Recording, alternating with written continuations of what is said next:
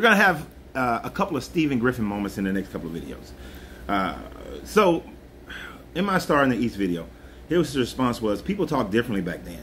They were not talking about a literal star in the East.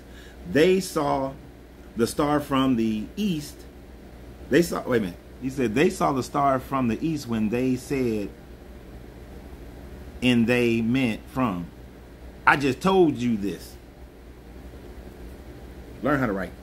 And I'm not trying to be mean, but if you're going to comment, learn how to write, reread it, and make sure that it's correct before you post it. Now, I know spell check and all that kind of stuff, and you know, the swipe thing, it can mess you up. But here's the thing, my guy.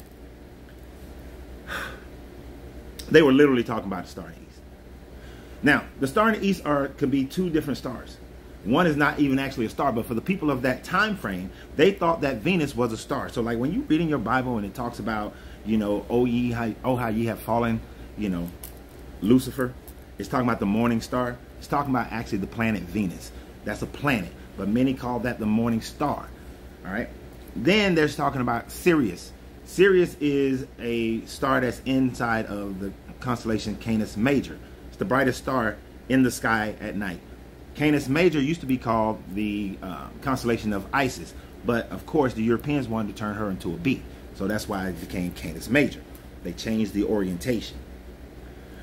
Regardless, northern hemisphere, southern hemisphere, Sirius is always in the east.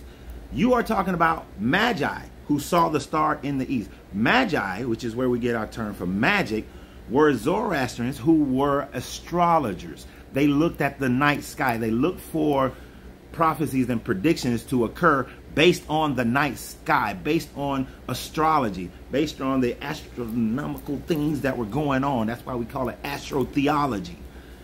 They were literally talking about the star Sirius.